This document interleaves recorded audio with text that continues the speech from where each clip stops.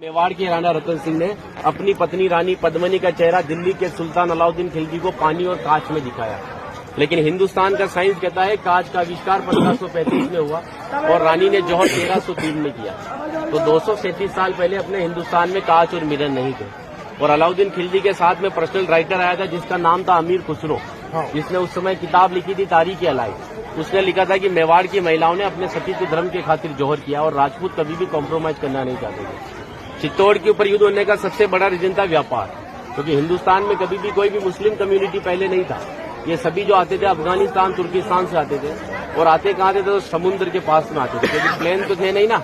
तो इधर नजदीक पड़ता है गुजरात और ये जाते थे दिल्ली, तो इधर पड़ता है दिल्ली, उनको क्रॉस करना पड़ता था ये मेवाड़।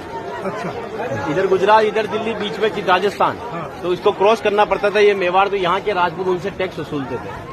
तो वो समय था 1299 का, जब अलाउद्दीन खिलजी पूरे हिंदुस्तान पर इस्लामी शासन चाहता था। गुजरात से जब दिल्ली की ओर रवाना हुआ तो यहाँ पर राणा रतन सिंह के पिता थे रावल समर सिंह। उन्होंने दिल्ली जाने से पहले उससे टैक्स लिया, और टैक्स लेने के बाद में जब अलाउद्दीन दिल्ली पहुंचा तो मेवाड़ से नाराज कि मुझे दिल्ली में शासन करने के बाद में हर बार मुझे मेवाड़ को टैक्स देना पड़ेगा, इससे अच्छा है मैं मेवाड़ को जीत लूं। तो दिल्ली से वो 1.5 लाख सेना को लेकर मेवाड़ की तरफ बढ़ा, लेकिन चित्तौड़ से दिल्ली का डिस्टेंस 600 किलोमीटर है। तो उसने पहला स्टॉपेज 1301 में रणथंभौर के किले पर डाला, सवाई माधोपुर। वहां का राजा था हमीर देव चौहान, जिसको मित्र बनाया, और उसी मित्र को रात को खाना खाते समय पीठ के पीछे छुरा घोंपकर मार दिया। उनकी पत्नी थी रंग देवी। हिंदू धर्म के अंदर रात में चिताएं नहीं जलती है, तो वहां की महिलाओं ने पानी में कूदकर जल जौहर कर लिया, बच्चियों ने, सभी ने। लेकिन सुबह यह हुआ कि डेड बॉडियां तैर कर ऊपर आई, तो आक्रांताओं ने डेड बॉडियों को निकालकर महिलाओं की बॉडी में बच्चों के साथ में रेप करके उनके बॉडी पार्ट्स को काटकर नग्न अवस्था में रणथंभौर के किले के बाहर लटका दिए, ताकि ये संदेश चित्तौड़ पहुंच जाए और चित्तौड़ की रानी पद्मिनी किले को छोड़कर दूर चली जाए। 1303 में जब अलाउद्दीन चित्तौड़ पहुंचा तो किले के ऊपर आने के लिए उसको 7 गेट क्रॉस करना था, तो इम्पॉसिबल था। तो उसने 1.5 लाख सेना को किले के चारों तरफ फैलाया। 8 महीने के बाद में किले के ऊपर खाने की कमी आई, तो रानी पद्मिनी के चाचा भतीजा गोरा और बादल ने राणा रतन सिंह से कहा कि हमारा राशन खत्म हो रहा है, और जब ये भूखे और कमजोर सेना से हम युद्ध करवाएंगे तो ये युद्ध नहीं कर पाएंगे। रतन सिंह को बातचीत के लिए 7 गेट के नीचे भेजा, तो अलाउद्दीन खिलजी ने उनकी गर्दन पर तलवार रखकर झुकने के लिए कहा, लेकिन मेवाड़ का राजपूत सर कटाने के लिए मंजूर होता है, लेकिन सर झुकाने के लिए कभी मंजूर नहीं हुआ। राणा रतन सिंह को धोखे से बंदी बनाया और रानी पद्मिनी को संदेश भेजा कि आप हमारे एजेंडा स्वीकार करो, हम दिल्ली चलेंगे। रानी पद्मिनी कहती है जो नरसंहार तुमने 2 साल पहले रणथंभौर के किले में किया, तो यहाँ की महिलाओं के साथ में भी वही होगा। इस वजह से जहाँ मैं जाऊंगी वहाँ ये वीरांगनाएं चलेगी। 2 महीने का समय लिया। अलाउद्दीन खिलजी ने 700 डोलियां किले की ओर भेजी, लेकिन रानी पद्मिनी को पता था कि मेवाड़ में घूंघट सिस्टम है, तो हर एक सोल्जर को लेडीज पोशाक पहनाकर तलवार और भालों के साथ में उस पालकी में बिठा दिया, और रानी पद्मिनी की पालकी में भतीजे बादल को रानी पद्मिनी की वेशभूषा पहनाई, और 700 पालकियों एक कमांडर बनाया चाचा जी गोरा को। गोरा जब पालके लेकर 7 गेट के नीचे गया तो अलाउद्दीन खिलजी से कहा कि रानी पद्मिनी दिल्ली जाने के लिए तैयार है, लेकिन जाने से पहले अंतिम बार अपने पति से देखना चाहती है।